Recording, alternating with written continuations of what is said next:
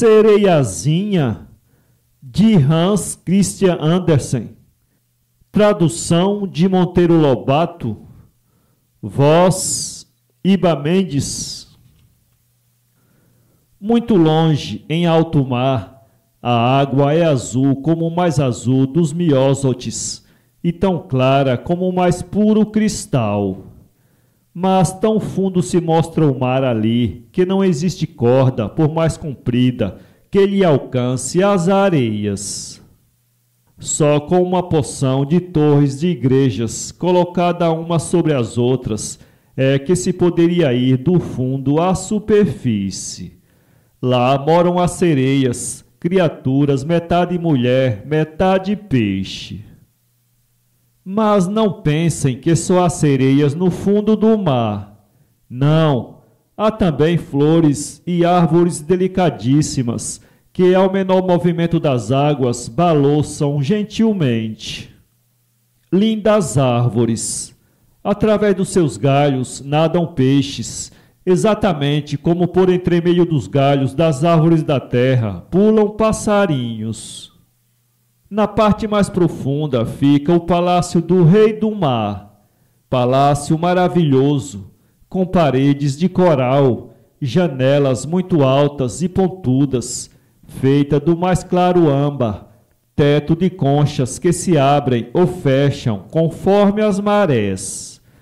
Cada uma dessas conchas tem dentro uma pérola digna de figurar em coroa de rainha. O Rei do Mar tinha ficado viúvo havia muito tempo, e quem tomava conta do palácio era sua mãe, senhora bastante trabalhadeira, mas muito orgulhosa da sua nobre estirpe. Só ela tinha o direito de usar 12 conchas de ostras na cauda. As outras fidalgas do reino apenas podiam usar 6.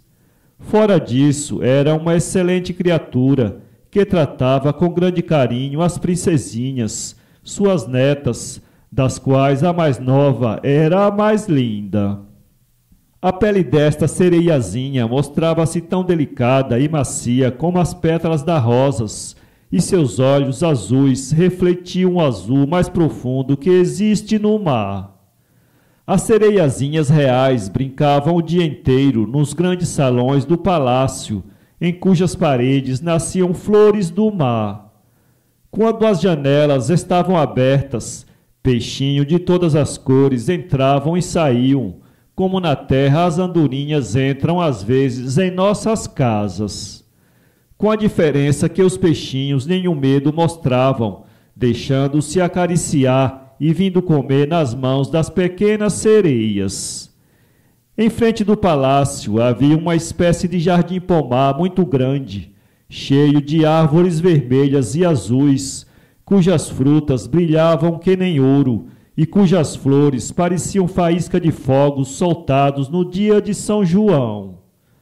Aquelas árvores não paravam nunca, viviam numa ondulação perpétua. O chão embaixo era coberto de uma brilhante areia azul safira, e a massa de águas acima dele, de azul muito mais claro, dava perfeita ideia de um céu que houvesse caído no meio do mar. Quando não havia vento e a superfície do oceano se mostrava lisa, que nem um espelho, podia-se ver lá do fundo o sol, tal qual a enorme flor vermelha que emite luz da sua corola. Cada princesa tinha naquele jardim-pomar um canteiro para plantar o que quisesse. Uma semeou no seu flores, de modo que ao nascer formasse o jeito de uma baleia. Outra plantou flores de maneira a formar os contornos de um polvo.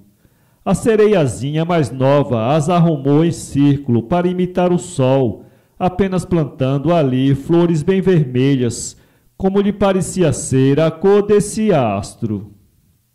Era muito diferente das outras, essa sereiazinha, quieta e pensativa. Enquanto suas irmãs se divertiam com as 1000 coisas achadas nos navios naufragados, ela só quis uma estátua de mármore representando um gentil mancebo. Colocou no seu canteiro essa estátua e junto plantou um salgueiro escarlate. Quando o salgueiro cresceu, os galhos se foram curvando sobre o mármore até quase tocar na areia azul do chão. Nos dias de sol lá em cima, as sombras desses galhos brincavam na areia azul como se quisessem trocar beijos com as raízes. De nada a sereiazinha gostava tanto como de ouvir contar à sua avó histórias de navios, seres humanos e cidades. Quando soube que as flores da terra tinham perfume, ficou pensativa. Também muito se impressionou com o fato de serem verdes as florestas de lá e de andarem saltitando por entre as árvores certos peixes de penas. Era assim que a sua avó se referia aos passarinhos. Quando você completar 15 anos, disse-lhe a avó, poderá subir à tona d'água, sentar-se nas rochas, ver os grandes navios que cruzam os mares e também conhecer de longe as florestas e as cidades. No ano seguinte, uma das irmãs sereias ia completar 15 anos, mas como cada uma era um ano mais moça do que a outra, a mais nova teria de esperar 5 anos para dar licença de subir à tona.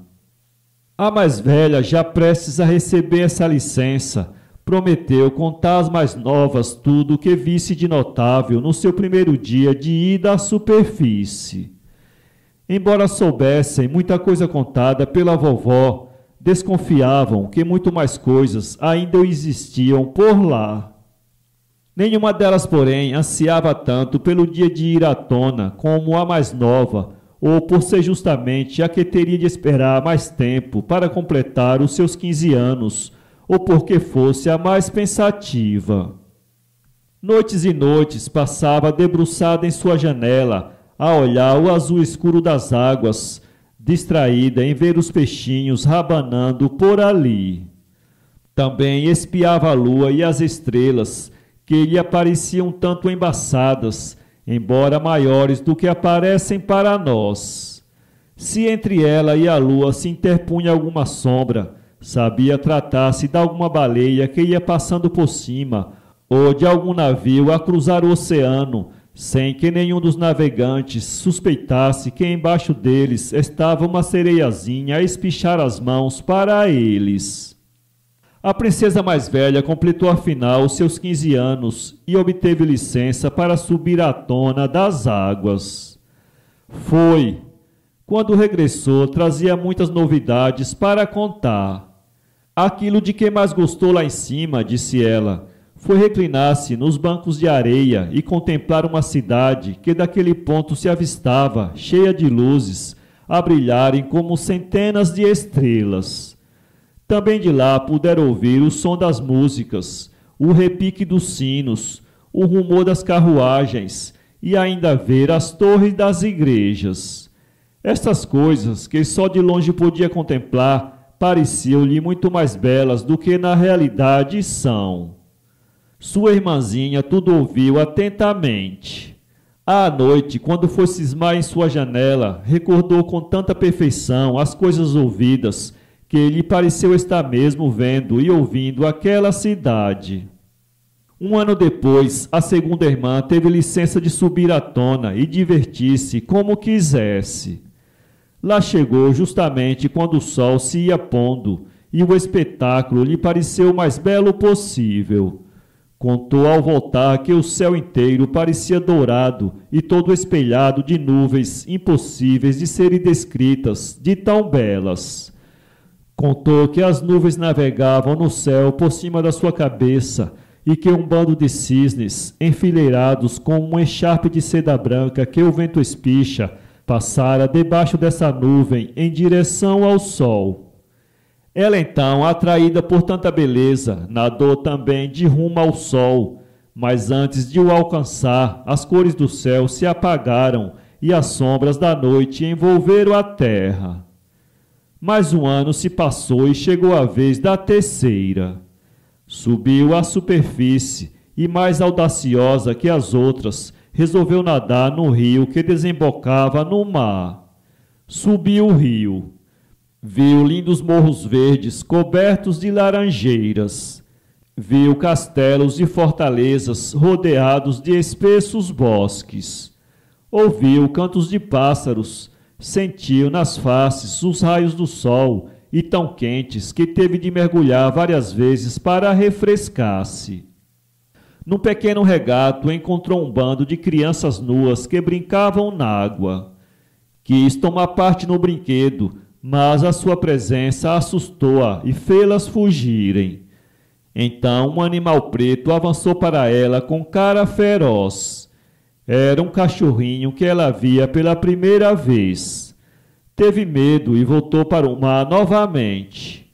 Oh, jamais poderia esquecer-se das florestas, dos morros verdes, nem das crianças que nadavam no riacho, lindas, apesar de não terem cauda de peixe como as sereias. A quarta irmã, quando chegou a sua vez, não se mostrou tão atirada. Deixou-se ficar em alto mar, como sendo ali o melhor ponto para admirar a imensidão das águas e a imensidão do céu azul. Navios avistou alguns mais de longe. Pareciam gaivotas boiando sobre as ondas. Viu enormes baleias a soltarem esguichos d'água pelo nariz e viu botos às cambalhotas pela superfície das águas. Chegou um ano depois a vez da quinta irmã. Seu dia de anos caía no inverno, de modo que quando subiu à superfície pôde ver coisas que nenhuma das outras viu. Encontrou, por exemplo, um mar muito verde, com grandes blocos de gelo flutuantes. Pareciam pérolas, disse a sereiazinha ao voltar, porém tão grandes ou maiores do que as igrejas que os homens constroem nas cidades. Tinham todas as formas e de longe ao sol brilhavam como diamante.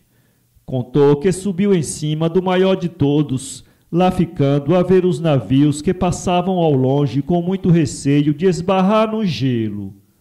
Quando caiu a noite, porém, o céu se fez escuro e cheio de relâmpagos acompanhados de estrondos. Os navios recolheram um velame, enquanto que ela, muito fresca, com os cabelos soltos ao vento, continuou no seu iceberg, entretida em ver os zigue-zagues de fogo que os raios riscavam no céu. Mas esse encanto foi só das primeiras vezes que as sereias irmãs subiram à superfície das águas.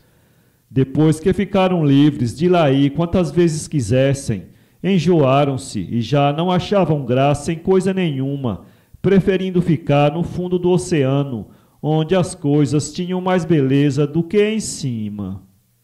Muitas vezes as 5 irmãs subiam à tona de braços dados e lá ficavam a cantar. Isso quando alguma tempestade se anunciava e havia navios por perto. Punham-se então a rodear esses navios, cantando as delícias da vida no fundo do mar e dizendo aos navegantes que não tivesse medo de ir até lá. Os marinheiros, entretanto, nada entendendo do que elas cantavam, confundiam suas palavras com os rugidos do mar.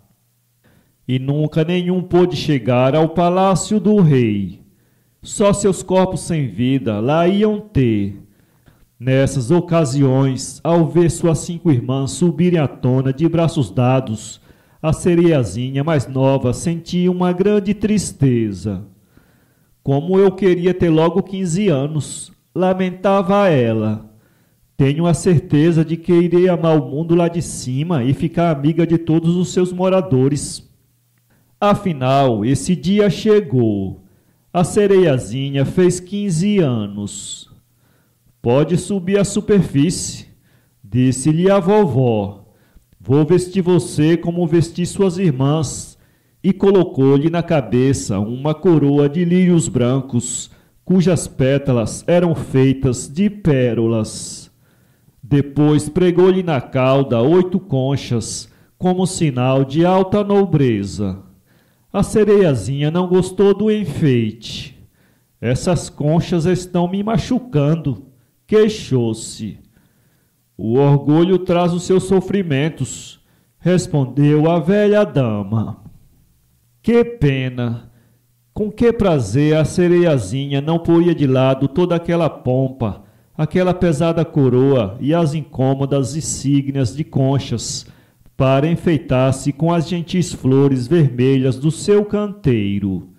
Mas era princesa, tinha de sujeitar-se. Adeus! Exclamou, subindo qual uma bolha à superfície das águas. O sol acabava de deitar-se quando ela emergiu. As nuvens, porém, ainda estavam tintas de rubro e de ouro. Que esplendor de crepúsculo!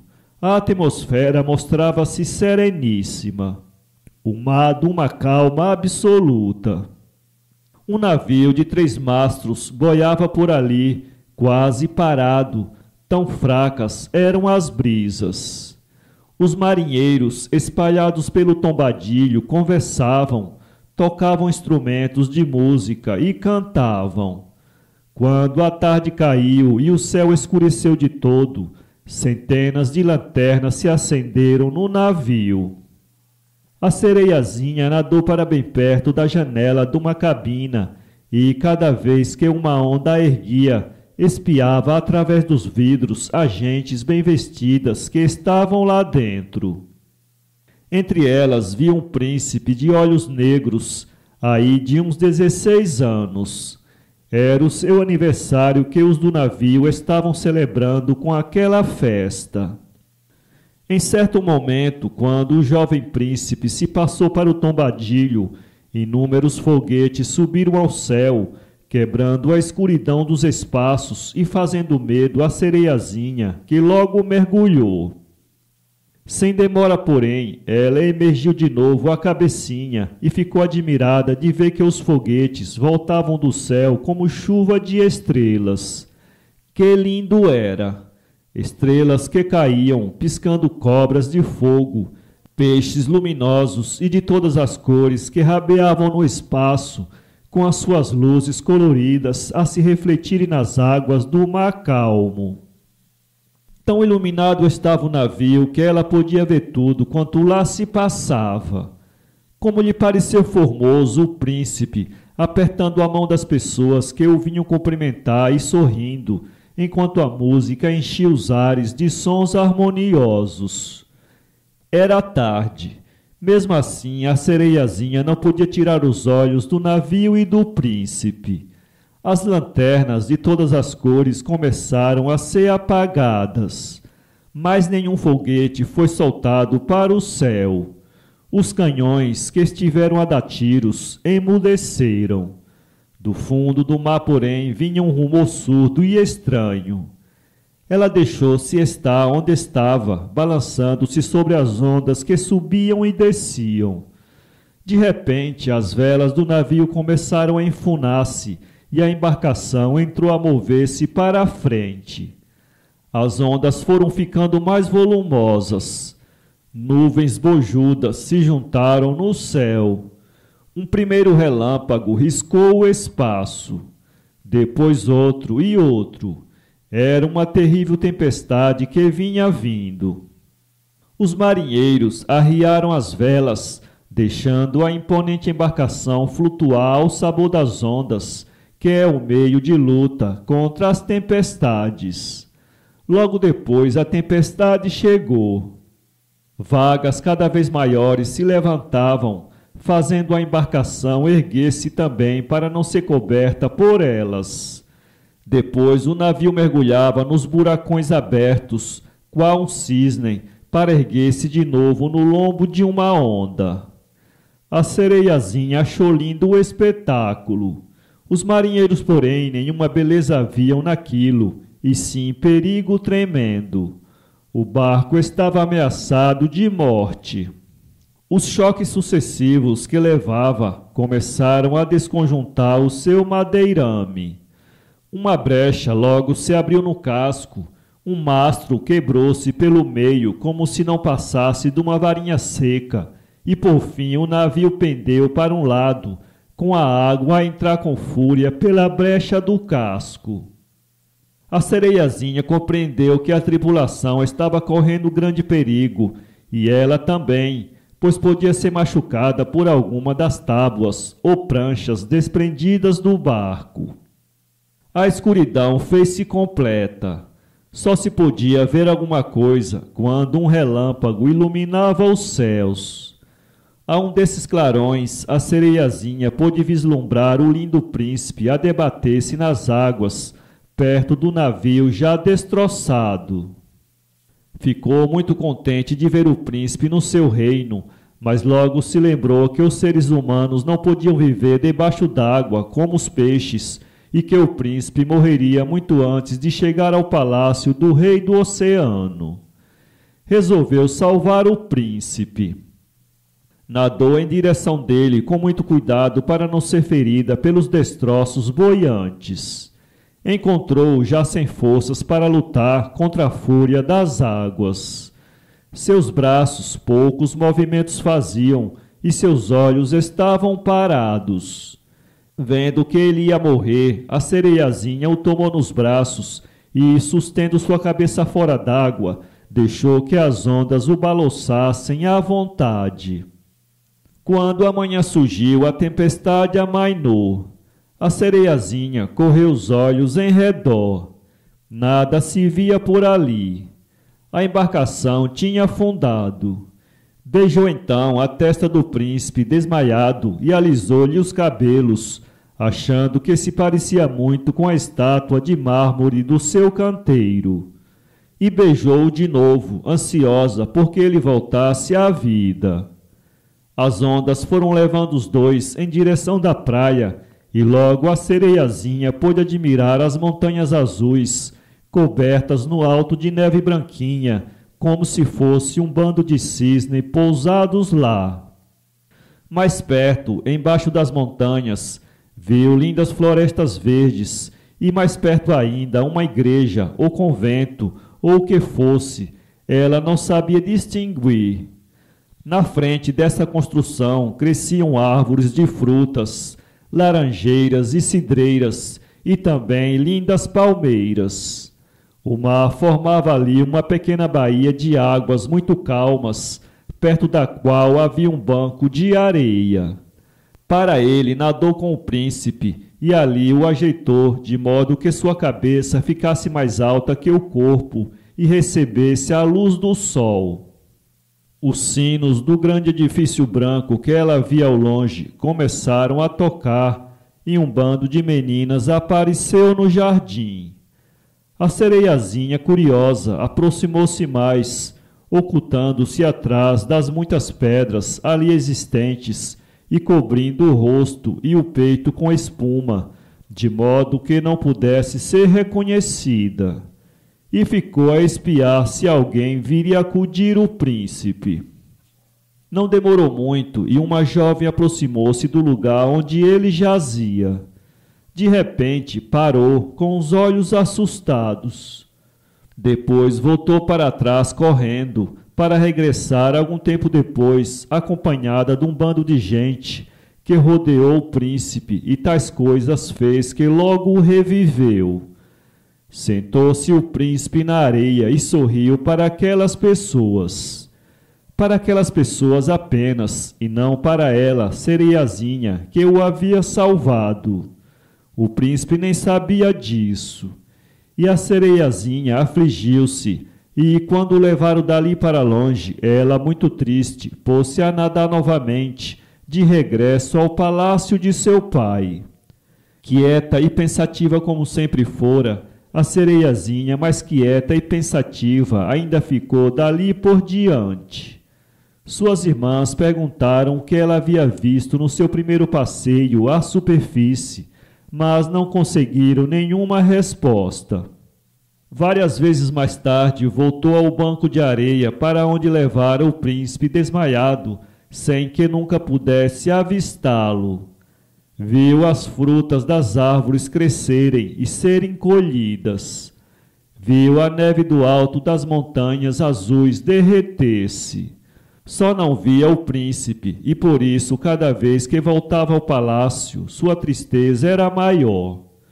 O único prazer dela era sentar-se junto à estátua do canteiro para dar a impressão de estar ao lado do príncipe.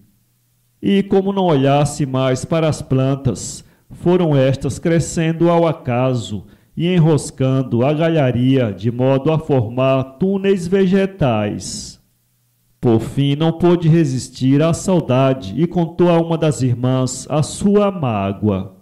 Esta irmã, muito em segredo, contou a história às outras, de modo que em breve todo o reino ficou sabedor do mistério. Uma das sereias mais velha, que conhecia aquele príncipe, deu todas as informações sobre ele. O tal edifício que avistava do banco da areia era o palácio do rei, seu pai. Vamos, irmãzinha, disseram-lhe um dia as sereias. Vamos subir à tona de braços dados para ver o palácio do príncipe. Foram. Era um palácio de pedras amarelas que brilhava ao sol, com uma grande escadaria de mármore que descia até a beirinha do mar. É ali que o meu príncipe mora, disse consigo a sereiazinha, e desde então não deixava de vir todas as tardes para nadar e boiar nas águas próximas. De noite ela chegava bem perto, a ponto de sentar-se nos primeiros degraus da escadaria, ficando a pensar no seu príncipe querido. Muitas vezes o viu sair de gôndola, ao som de músicas melodiosas. Escondia-se então por entre as plantas aquáticas para que ninguém a percebesse. Certas noites, quando os pescadores estendiam as suas redes à luz de tochas, ela os ouvia conversar com grandes louvores sobre o príncipe e então alegrava-se de o ter salvado da fúria do oceano. Lembrava-se dos beijos que lhe dera, das carícias que lhe fizera, sem que ele nem por sombras sonhasse que ela existia. Começou cada vez mais a afeiçoar-se aos seres humanos e a desejar ardentemente viver entre eles, pois o mundo fora do mar lhe parecia maior e mais belo que o do fundo do mar. Havia toda a superfície dos oceanos para ser atravessada em navios e montanhas a subir e florestas e campos onde passear. Sempre curiosa das coisas da terra, vivia fazendo perguntas à sua avó. Se os seres humanos não morressem afogados, poderiam viver eternamente? Perguntou-lhe um dia. Será que eles não morrem, como aqui no mar morremos? Morrem sim, respondeu a velha dama. Morrem como nós e vivem ainda menos do que nós. Nós vivemos até 300 anos. Mas ao morrermos, somos transformadas em espuma, em vez de sermos enterradas. Nossa alma não é imortal. Não temos depois de mortas uma vida nova. Somos como a alga verde que jamais floresce outra vez quando cortada. Os seres humanos, ao contrário, possuem uma alma que vive eternamente e que, quando o corpo perece, se eleva às alturas onde brilham as estrelas. Assim como nós subimos à tona para ver os humanos e suas obras, assim ele sobe às regiões desconhecidas que nós jamais poderemos conhecer. E por que não temos nós uma alma imortal? Perguntou a sereiazinha com mágoa. Eu daria metade da minha vida para ser criatura humana por um dia só e sentir em meu coração a esperança da vida futura. Não pense nisso, minha filha, foi a resposta da velha dama. Somos muito mais felizes e melhores do que os seres humanos. Sim, mas terei de virar espuma quando morrer, não podendo nunca mais ouvir música das ondas, nem ver as belas flores e o sol. Haverá um meio de adquirir uma alma imortal? Não, disse a velha dama, salvo se uma criatura humana vier amar você tanto e tanto, que ponha você acima dos seus próprios pais. Então sua alma se repartirá com você, mas isso jamais acontecerá. As nossas caudas, tão lindas para nós, são pelos homens consideradas como disformidade. Em vez das nossas lindas e possantes caudas, eles admiram aquelas duas horríveis pernas com que caminham e nas quais se equilibram. A sereiazinha suspirou, lançando um olhar para sua cauda, que até ali achara tão bela. Nada de tristezas, disse a velha dama. Tratemos de nadar e saltar durante os 300 anos que temos de vida. Repouso eterno após tantos anos de vida é coisa bem razoável. Hoje vamos ter um grande baile no palácio. Aproveite. Por ocasião destas festas é que se podia avaliar o esplendor do fundo do mar, esplendor como jamais se viu na terra. As paredes e o teto do salão real eram de âmbar transparente. Centenas de conchas enormes e de todos os formatos e cores, com luzes dentro, pendiam das paredes como lanternas, iluminando todo o salão e o mar em volta. Peixes de todas as espécies vinham nadar rente às paredes de vidro, dando cabeçadas para entrar, uns grandes como o espardate, outros pequenininhos e dos mais variados formatos e cores. Pelo meio do salão passava uma correnteza de água, na qual os pares dançavam aos sons dos cantos que iam cantando. Cantos lindos como aqueles as criaturas humanas jamais ouviram. E ninguém ali cantava melhor do que a pequenina sereia, cuja fama corria todos os mares. Mas, mesmo cantando, o seu pensamento não saía das coisas de fora do mar. Não esquecia nem por um minuto o seu formoso príncipe e não se conformava de não possuir uma alma imortal como ele. Naquela noite, as saudades tanto lhe apertaram o coraçãozinho que logo se retirou da sala, indo sentar-se muito pensativa no seu jardim. Súbito ouviu longe, vindo de fora do mar, um som que já conhecia, o som da trompa do príncipe. Ele deve estar navegando, pensou ela. Ele, o ente que não me sai do pensamento e em cujas mãos eu depositaria toda a minha felicidade. Oh, tudo farei para consegui-lo, tudo farei para possuir uma alma imortal. Vou aproveitar este momento. Enquanto todos dançam, correrei à casa da feiticeira do mar para ver se ela me ajuda. Assim pensando, a sereiazinha deixou o jardim em direção ao redemoinho, onde vivia a feiticeira do mar. Era a primeira vez que ousava fazer isso. Não havia lá nem flores, nem algas, só areia. As águas se moviam num perpétuo redemoinho, arrastando para o fundo do mar tudo que lhes passava ao alcance. A sereiazinha teve de atravessar caminhos perigosos até chegar à casa da feiticeira, que ficava no centro de uma floresta misteriosa, cujas árvores eram gigantescos pólipos, os seres meio animais e meio plantas. Pareciam serpentes de 1000 cabeças, com aqueles galhos que se moviam em todas as direções, sem parar um só instante. Qualquer ente que esbarrasse nesses galhos estava irremediavelmente perdido. Tanto medo sentiu a sereiazinha que quis voltar. Mas o pensamento do seu príncipe e a ânsia de adquirir uma alma imortal deram-lhe nova coragem. Enrolou a longa cabeleira para que não se embaraçasse nos perigosos galhos e, de mãos cruzadas sobre o peito, nadou veloz por entre as árvores que faziam o possível para pegá-la.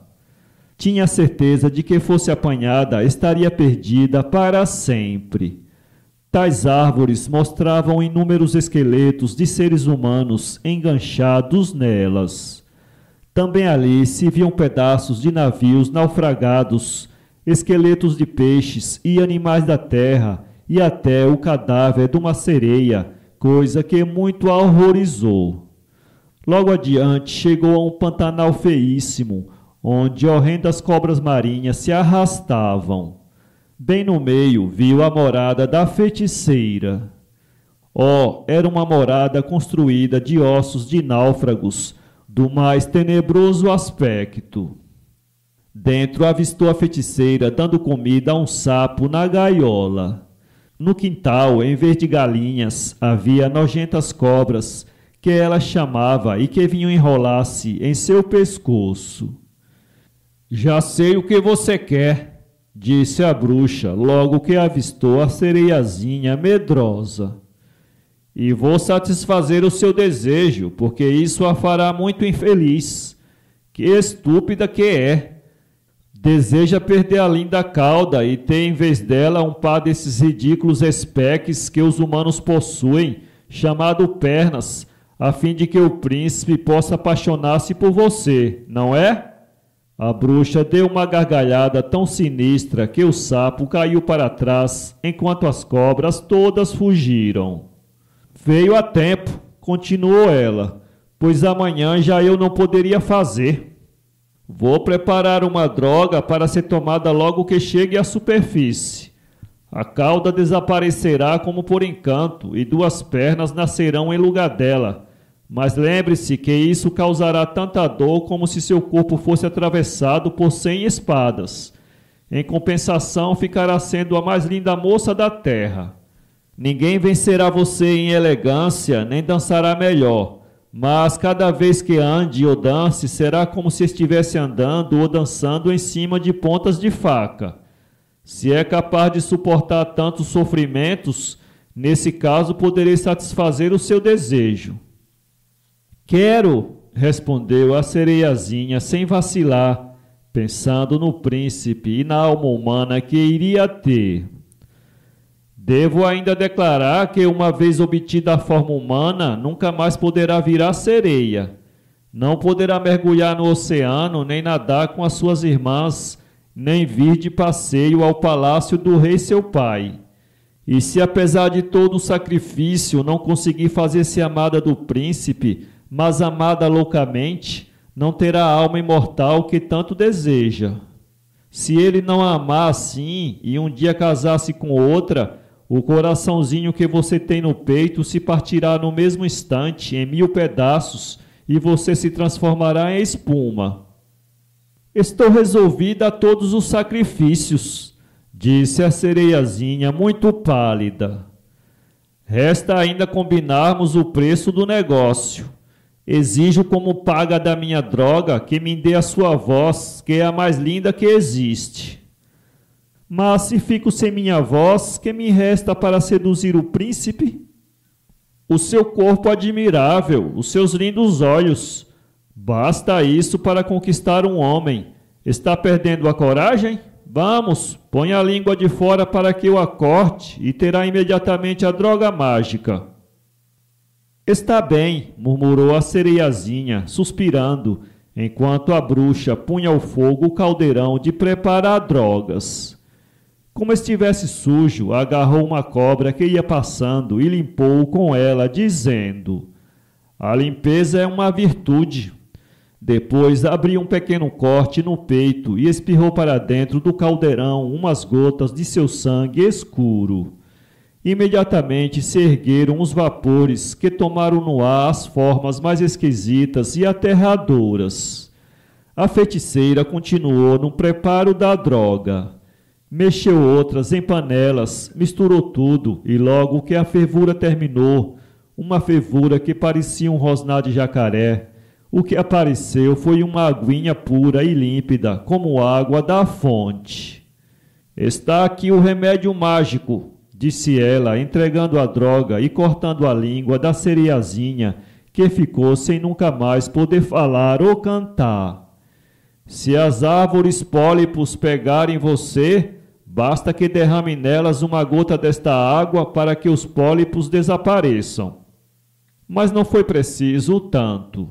As árvores assustadas abriram-lhe caminho ao verem-na com aquela droga na mão, aquela droga que brilhava como estrela.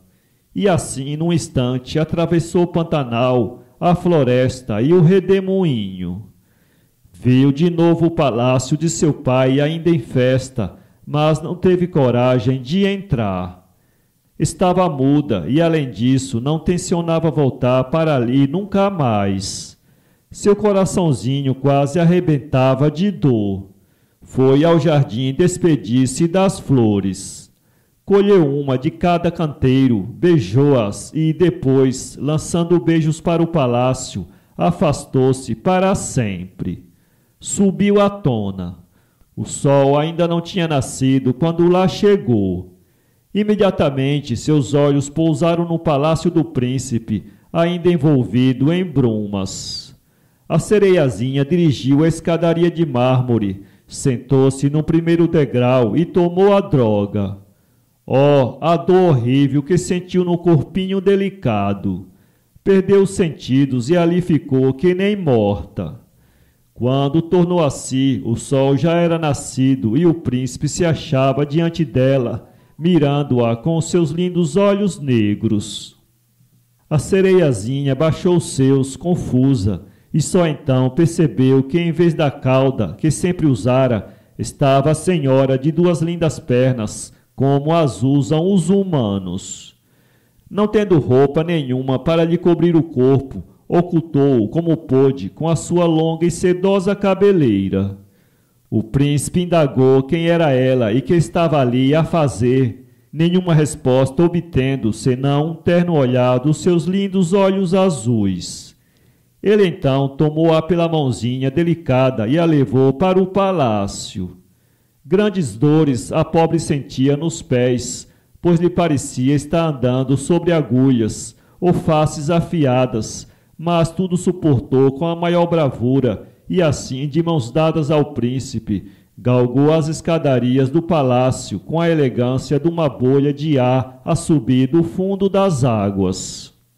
As roupas mais luxuosas lhe foram imediatamente arranjadas e todos confessaram que era impossível existir um ente mais belo.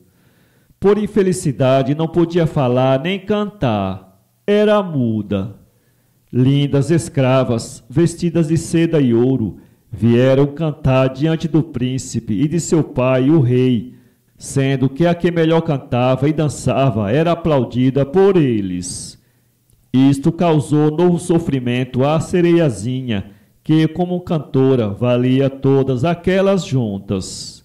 Se o príncipe soubesse que por sua cauda sacrifiquei minha voz para todo sempre. As escravas, em seguida, começaram a dançar ao som de músicas deliciosas. Aqui a sereiazinha não resistiu e pôs-se a dançar também. Girou na ponta dos pés com uma leveza que assombrou a corte.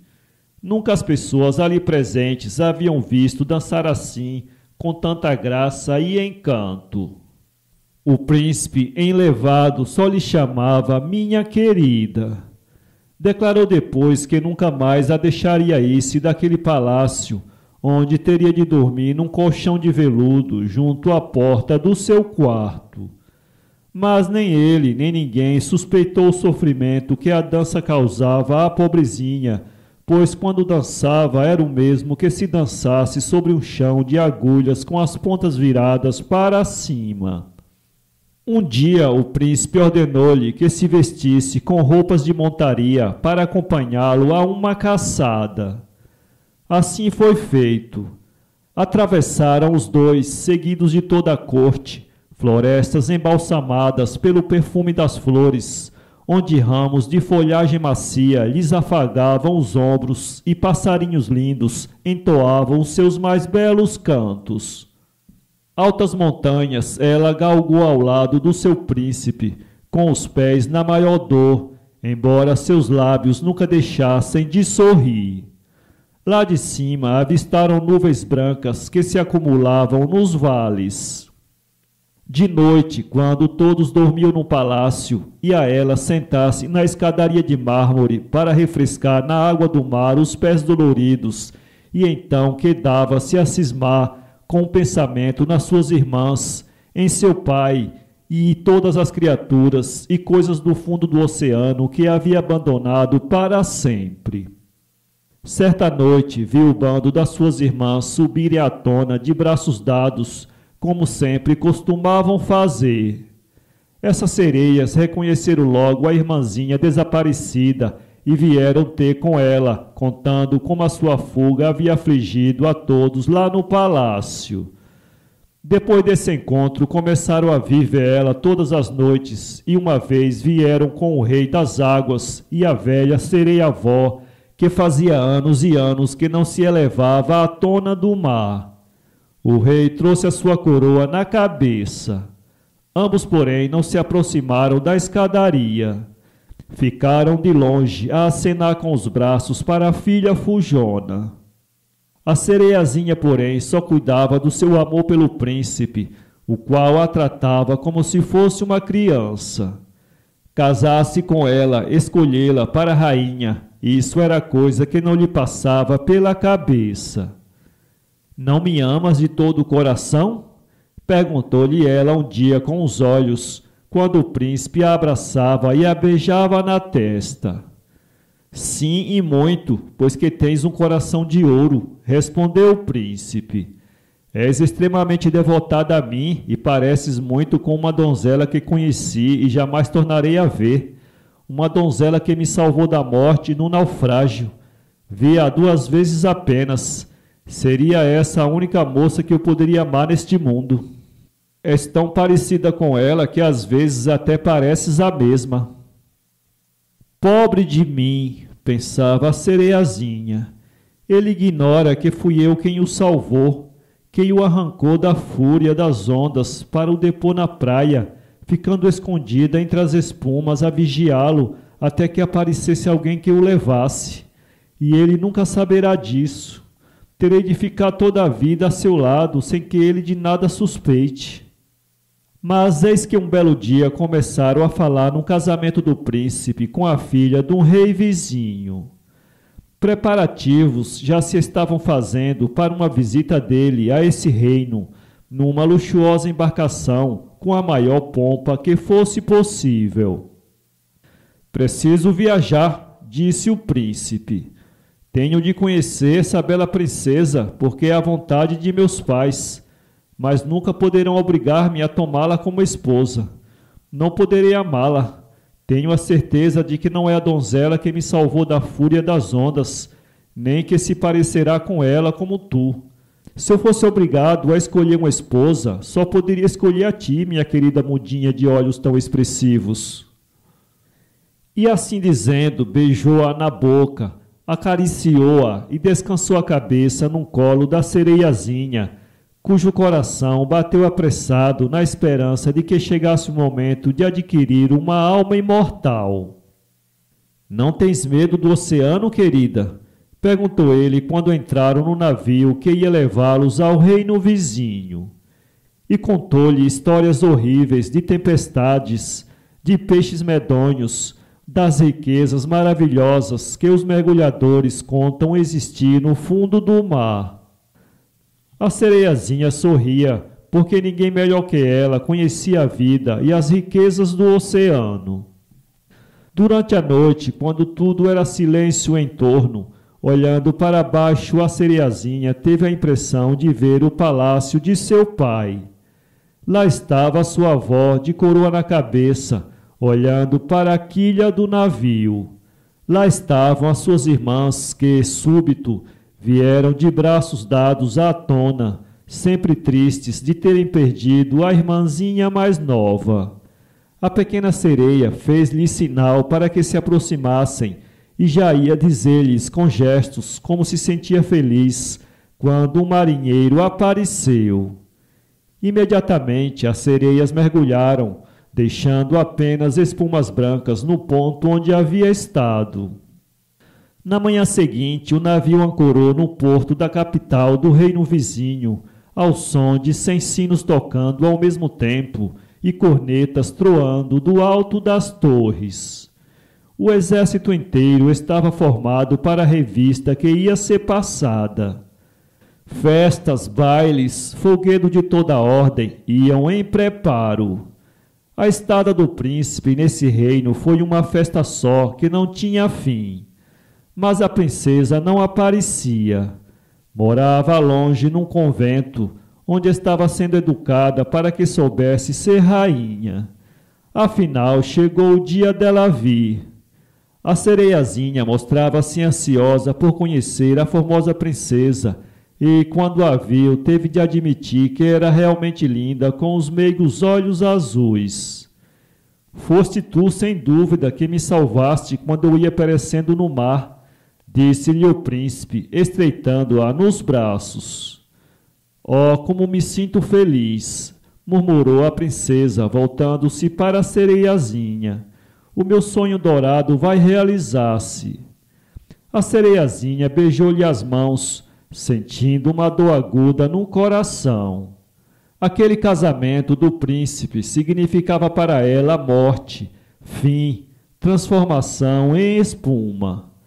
Dias depois, os sinos entraram a badalar de novo, enquanto pelas ruas os arautos anunciavam ao povo os esponsais principescos.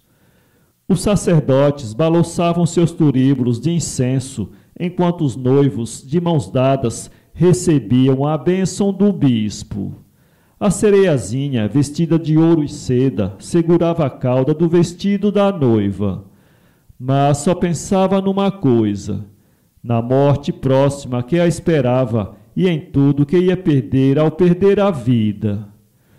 Naquela mesma noite, os noivos se foram para a bordo do navio, que levantou âncoras e deslizou sereno para o porto de onde viera.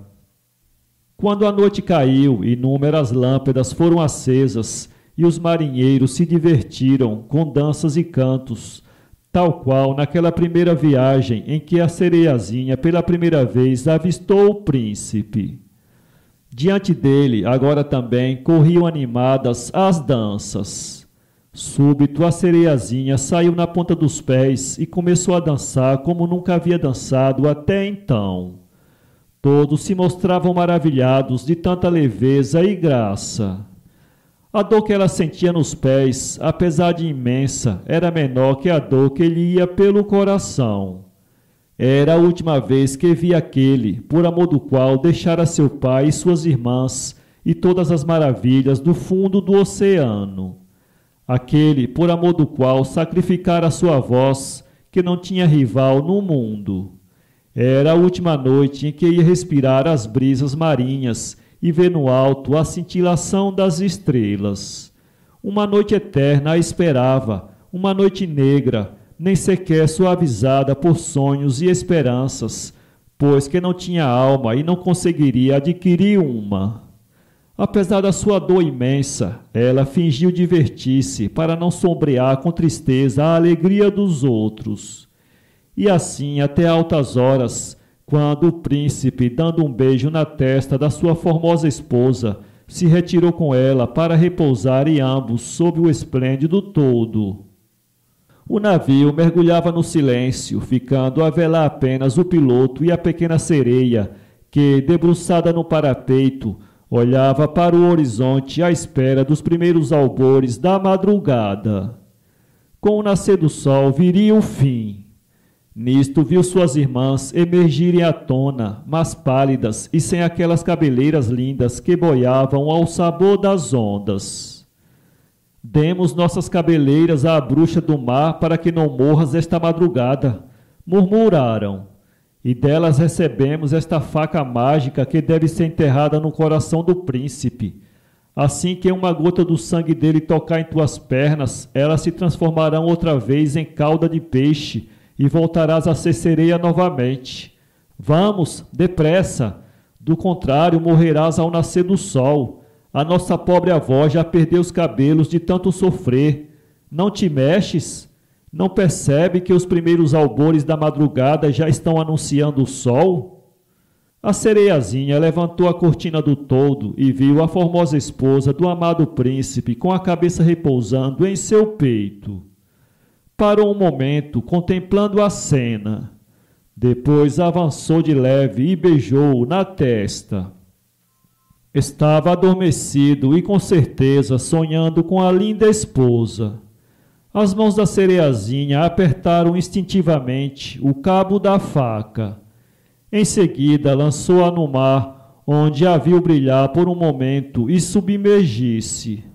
E, com o último olhar ao príncipe amado, precipitou-se às águas, sentindo seu corpo dissolver-se imediatamente em branca espuma. O sol nasceu afinal. Seus raios de ouro vieram afagar a espuma branca em que se estava transformando a sereiazinha. Ela não sentia a dor da morte.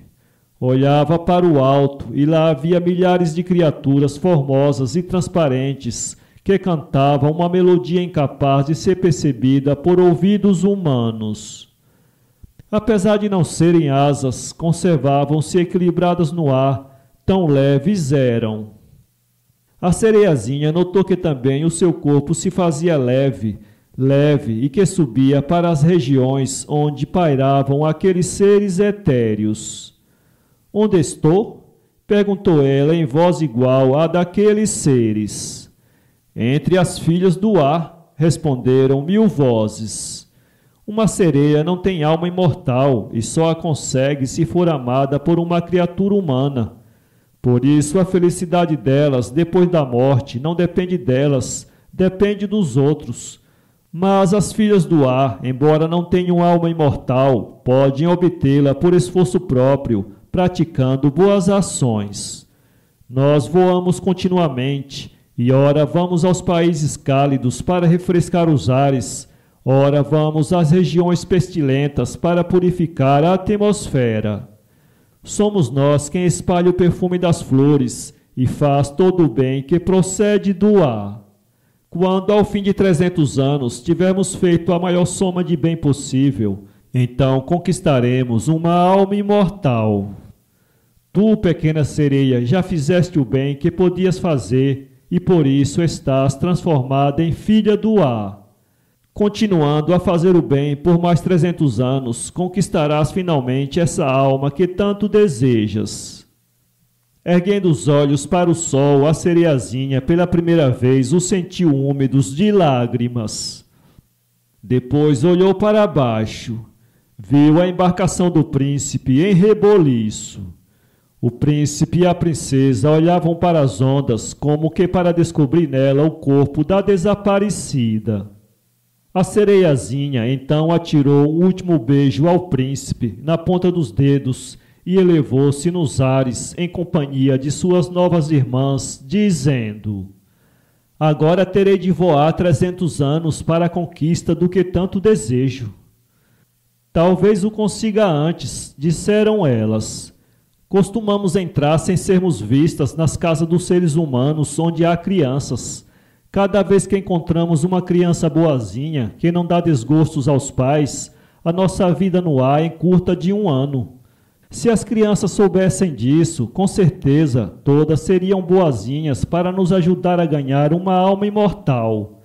Quando, porém, damos com uma criança má, caem lágrimas dos nossos olhos, e cada lágrima que cai aumenta um dia a nossa aprovação. Para ler esse conto, acesse www.poeteiro.com